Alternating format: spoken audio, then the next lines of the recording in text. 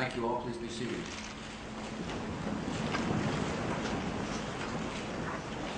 It is great to be back to this fine university. Many great military leaders of the 20th century, from Dwight Eisenhower to Colin Powell, studied on this campus. And today, the National Defense University is training a new generation of leaders who will serve and defend this nation in a new century. Americans are grateful for your devotion to duty, and so is your Commander-in-Chief.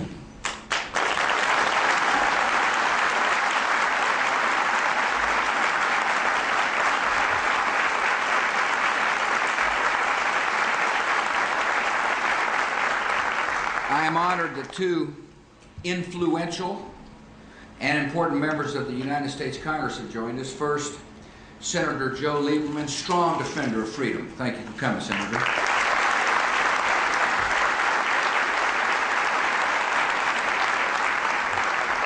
And the chairman of the House Armed Services Committee, Congressman Duncan Hunter. Proud you're here, Duncan. Thanks for coming.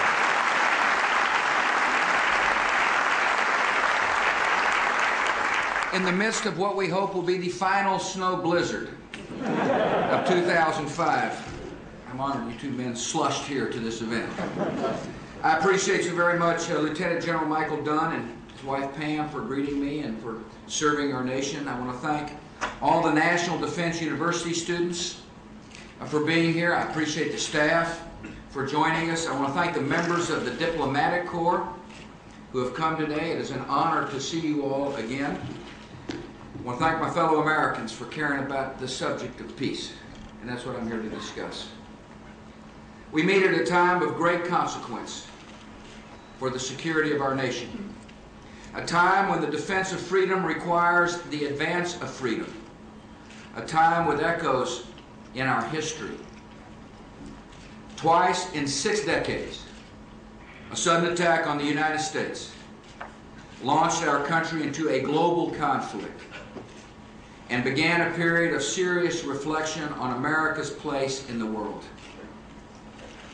The bombing of Pearl Harbor taught America that unopposed tyranny, even on faraway continents, could draw our country into a struggle for our own survival. And our reflection on that lesson led us to help build peaceful democracies in the ruins of tyranny, to unite free nations in the NATO alliance, and to establish a firm commitment to peace in the Pacific that continues to this day. The attacks of September the 11th, 2001 also revealed the outlines of a new world. In one way, that assault was the culmination of decades of escalating violence, from the killing of U.S. Marines in Beirut, to the bombing at the World Trade Center, to the attacks on American embassies in Africa, to the attacks on the USS Cole. In another way, September the 11th provided a warning of future dangers, of terror networks aided by outlaw regimes, and ideologies that incite the murder of the innocent, and biological, and chemical, and nuclear weapons that multiply destructive power. Like an earlier generation, America is answering new dangers with firm resolve. No matter how long it takes, no matter how difficult the task, we will fight the enemy and lift the shadow of fear and lead free nations to victory.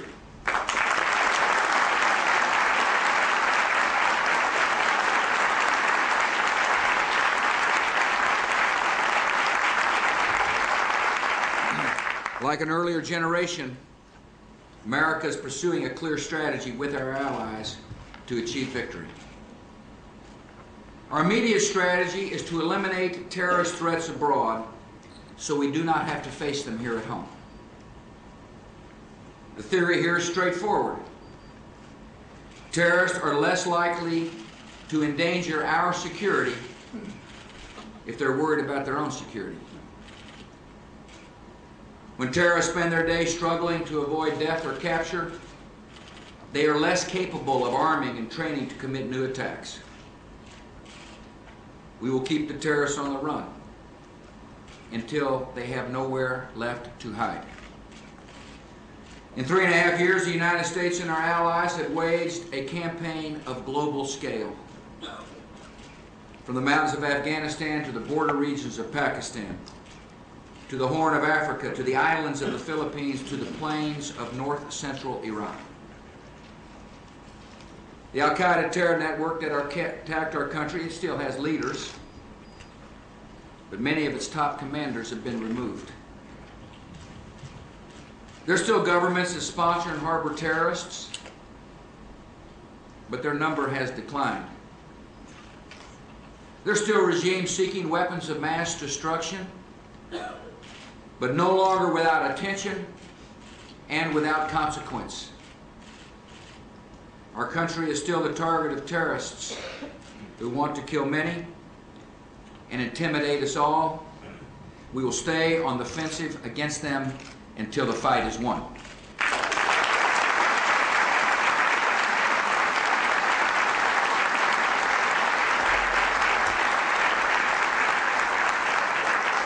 Members of our military are undertaking difficult missions, some of the most dangerous and desolate parts of the world. These volunteers know the risks they face, and they know the cause they serve. As one Marine sergeant put it, I never want my children to experience what we saw in New York, at the Pentagon, and in Pennsylvania. He said, if we can eliminate whatever threat we can on foreign soil, I would rather do it there than have it come home to us. In this vital cause, some of our men and women in uniform have fallen. Some have returned home with terrible injuries. And all who sacrifice will have the permanent gratitude of the United States of America.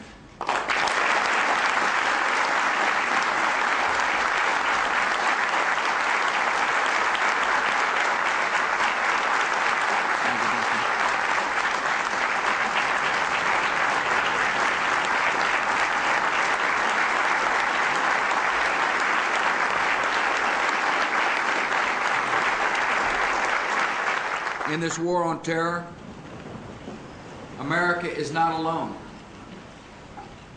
Many governments have awakened to the dangers we share and have begun to take serious action.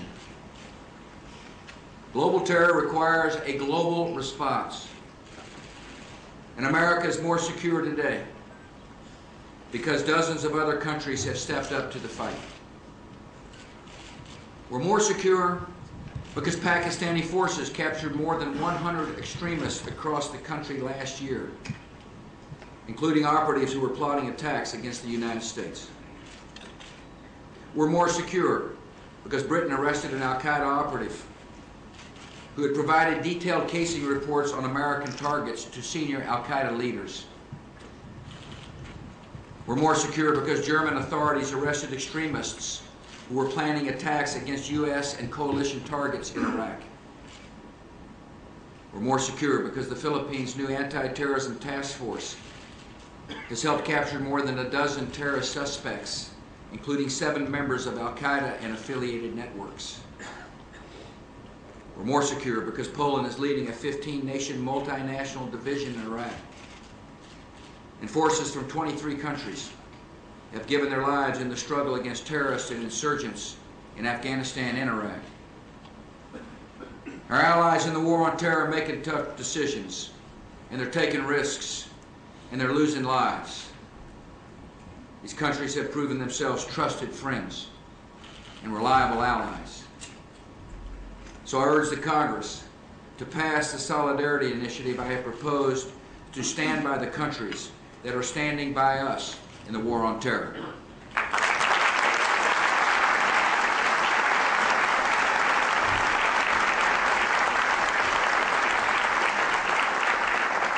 Our strategy to keep the peace in the longer term is to help change the conditions that give rise to extremism and terror, especially in the broader Middle East. Parts of that region have been caught for generations in the cycle of tyranny and despair and radicalism.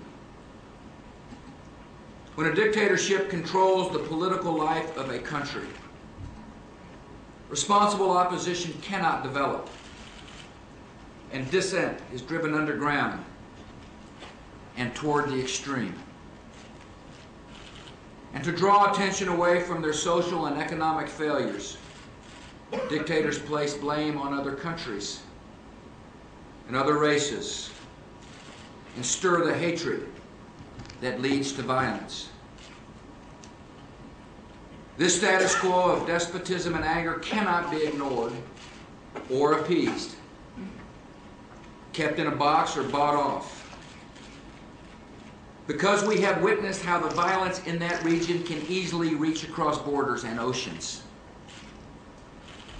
The entire world has an urgent interest in the progress and hope and freedom in the broader Middle East. The advance of hope in the Middle East requires new thinking in the region. By now, it should be clear that authoritarian rule is not the wave of the future. It is the last gasp of a discredited past. It should be clear that free nations escape stagnation and grow stronger with time because they encourage the creativity and enterprise of their people. It should be clear that economic progress requires political modernization, including honest representative government and the rule of law. And it should be clear that no society can advance with only half of its talent and energy. And that demands the full participation of women.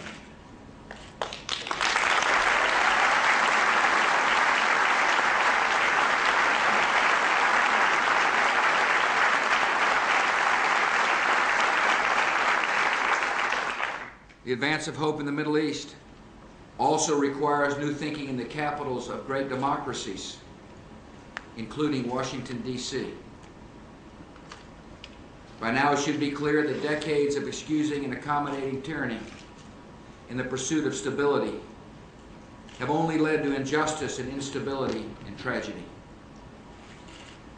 It should be clear that the advance of democracy leads to peace, because governments that respect the rights of their people also respects the rights of their neighbors. It should be clear that the best antidote to radicalism and terror is the tolerance and hope kindled in free societies. And our duty is now clear. For the sake of our long-term security, all free nations must stand with the forces of democracy and justice that have begun to transform the Middle East. Encouraging democracy in that region is a generational commitment. It's also a difficult commitment, demanding patience and resolve when the headlines are good and when the headlines aren't so good. Freedom has determined enemies who show no mercy for the innocent and no respect for the rules of warfare. Many societies in the region struggle with poverty and illiteracy. Many rulers in the region have long-standing habits of control. Many people in the region have deeply ingrained habits of fear. For all these reasons, the chances of democratic progress in the broader Middle East have seemed frozen in place for decades. Yet at last, clearly and suddenly, the thaw has begun. The people of Afghanistan have embraced free government after suffering under one of the most backward tyrannies on earth. The voters in Iraq defied threats of murder and have set their country on a path to full democracy. The people of the Palestinian territories cast their ballots against violence and corruption of the past. And any who doubt the appeal of freedom in the Middle East can look to Lebanon, where the Lebanese people are demanding a free and independent nation. In the words of one Lebanese observer, democracy is knocking at the door of this country. And if it's successful in Lebanon, it is going to ring the doors of every Arab regime. Across the Middle East, a critical mass of events is taking that region in a hopeful new direction. Historic changes have many causes, yet these changes have one factor in common. A businessman in Beirut recently said, "We have removed the mask of fear. We're not afraid anymore." Pervasive fear is the foundation of every dictatorial regime, the prop that holds up all power not based on consent. And when the regime of fear is broken and the people find their courage and find their voice, democracy is their goal, and tyrants themselves have reason to fear.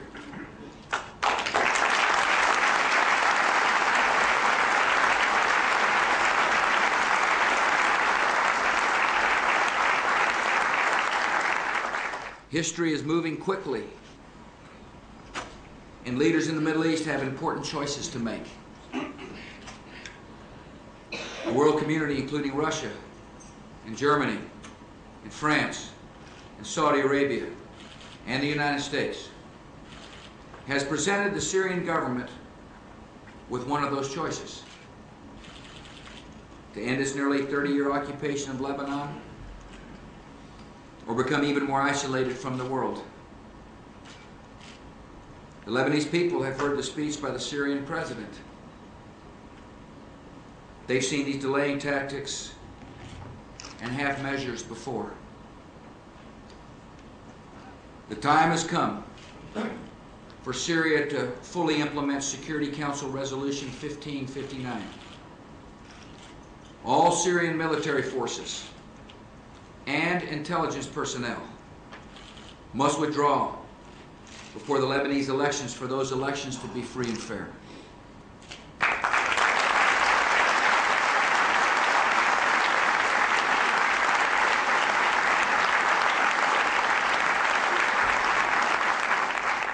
The elections in Lebanon must be fully and carefully monitored by international observers. The Lebanese people have the right to determine their future, free from domination by a foreign power.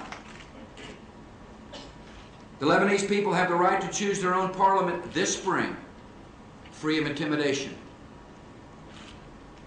And that new government will have the help of the international community in building sound political, economic, and military institutions so the great nation of Lebanon can move forward in security and freedom.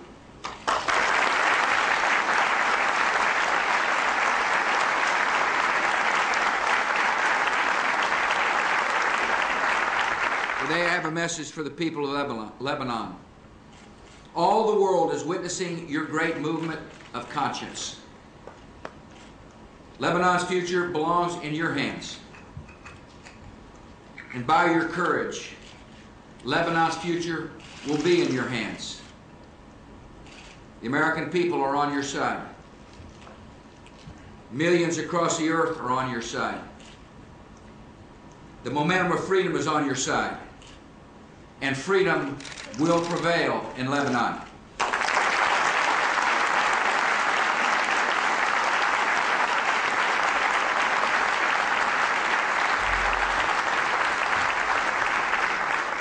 America and other nations are also aware that the recent terrorist attack in Tel Aviv was conducted by a radical Palestinian group headquartered in Damascus. Syria, as well as Iran, has a long history of supporting terrorist groups determined to sow division and chaos in the Middle East. And there is every possibility they will try this strategy again. The time has come for Syria and Iran to stop using murder as a tool of policy and to end all support for terrorism.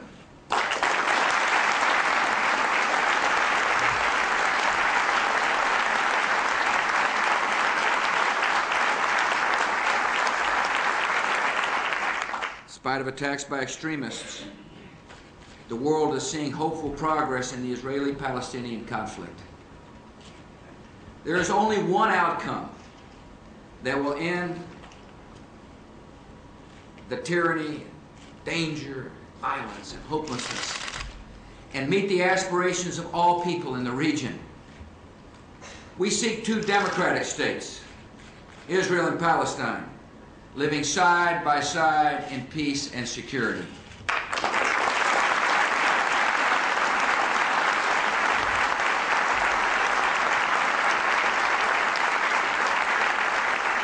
And that goal is within reach if all the parties meet their responsibilities and if terrorism is brought to an end.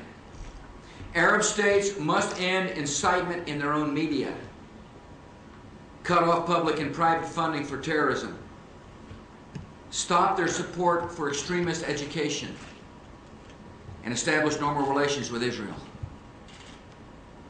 Israel must free settlement activity, help the Palestinians build a thriving economy, and ensure that a new Palestinian state is truly viable with contiguous territory on the West Bank. Palestinian leaders must fight corruption, encourage free enterprise, wrest true authority with the people, and actively confront terrorist groups. The bombing in Tel Aviv is a reminder that the fight against terrorists is critical to the search for peace and for Palestinian statehood.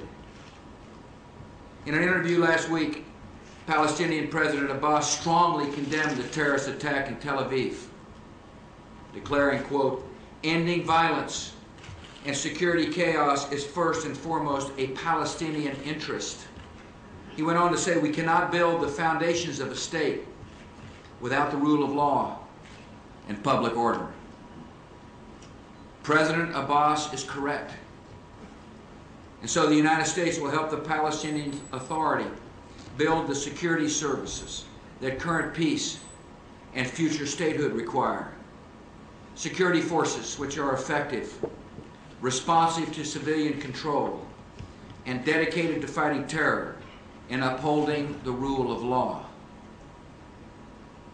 We will coordinate with the government of Israel, with neighbors such as Egypt and Jordan, and with other donors to ensure that Palestinians get the training and equipment they need.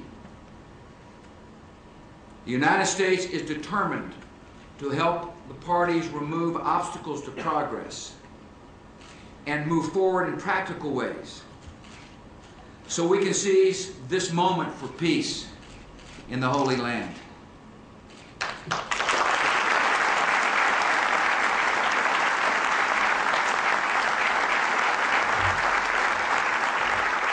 In other parts of the Middle East, we're seeing small but welcome steps. Saudi Arabia's recent municipal elections were the beginning of reform that may allow greater participation in the future. Egypt has now the prospect of competitive, multi-party elections for president in September.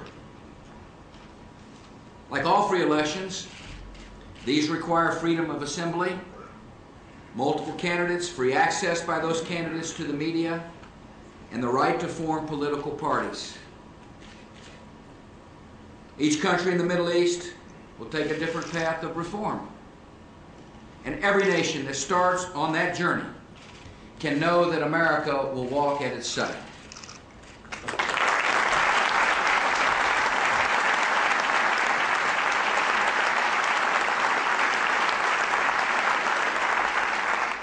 Progress in the Middle East is threatened by weapons of mass destruction and their proliferation. Today, Great Britain, France, and Germany are involved in a difficult negotiation with Iran aimed at stopping its nuclear weapons program. We want our allies to succeed because we share the view that Iran's acquisition of nuclear weapons would be destabilizing and threatening to all of Iran's neighbors. The Iranian regime should listen to the concerns of the world and listen to the voice of the Iranian people who long for their liberty and want their country to be a respected member of the international community. We look forward to the day when Iran joins in the hopeful changes taking place across the region. We look forward to the day when the Iranian people are free.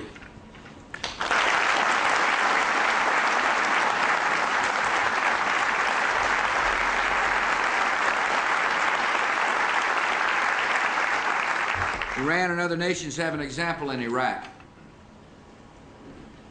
Recent elections have begun a process of debate and coalition building, unique in Iraqi history and inspiring to see.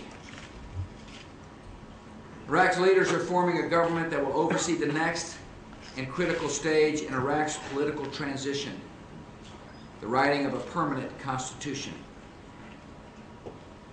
This process must take place without external influence.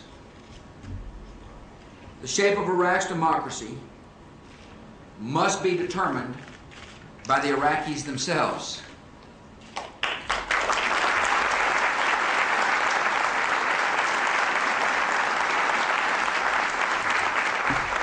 Iraq's democracy in the long run must also be defended by Iraqis themselves.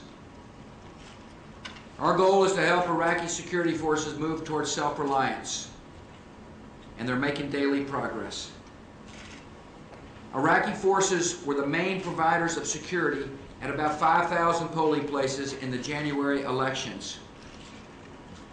Our coalition is providing equipment and training to the new Iraqi military, yet they bring a spirit all of their own. Last month, when soldiers of the U.S. 7th Cavalry Regiment were on combat patrol north of Baghdad, one of their Humvees fell into a canal, and Iraqi troops came to the rescue, plunging into the water again and again until the last American was recovered. The Army colonel in charge of the unit said, "When I saw those Iraqis in the water, fighting to save their American brothers, I saw a glimpse of the future of this country." One of the Iraqi soldiers commented, "These people have come 100 or 10,000 miles to help my country. They've left their families and their children. If we can give them something back, just a little, we can show our thanks."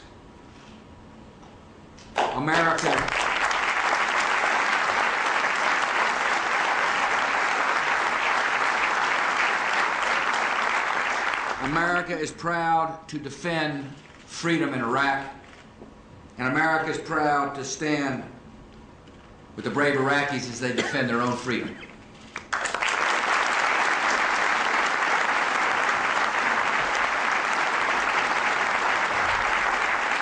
Three and a half years ago, the United States mourned our dead, gathered our resolve, and accepted a mission. We made a decision to stop threats to the American people before they arrive on our shores, and we have acted on that decision.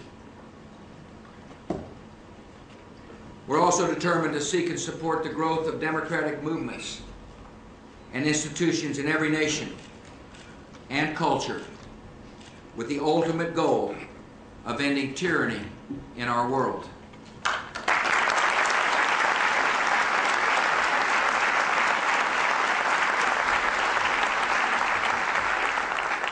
This objective will not be achieved easily or all at once or primarily by force of arms. We know that freedom, by definition, must be chosen,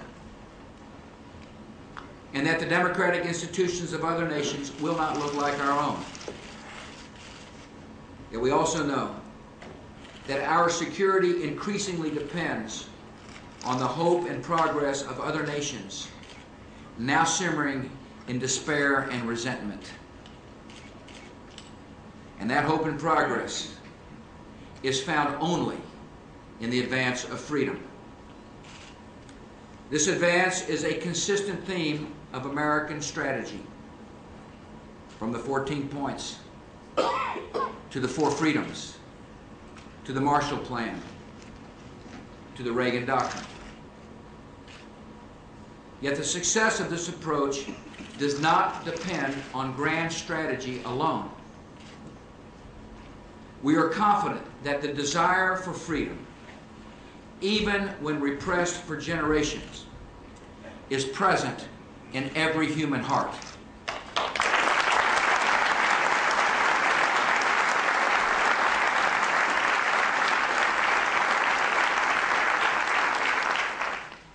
And that desire can emerge with sudden power to change the course of history. Americans of all people should not be surprised by freedom's power. A nation founded on the universal claim of individual rights should not be surprised when other people claim those rights. Those who place their hope in freedom may be attacked and challenged,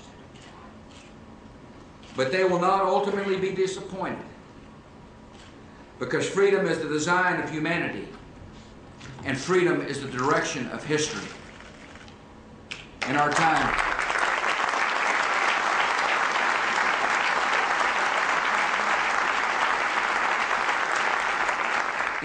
America has been attacked. America has been challenged. Yet the uncertainty and sorrow and sacrifice of these years have not been in vain. Millions have gained their liberty, and millions more have gained the hope of liberty that will not be denied. The trumpet of freedom has been sounded, and that trumpet never calls retreat.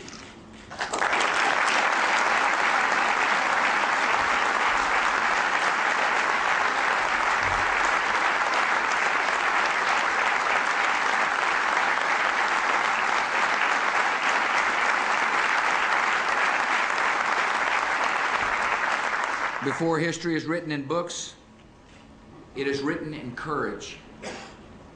The courage of honorable soldiers, the courage of oppressed peoples, the courage of free nations in difficult tasks.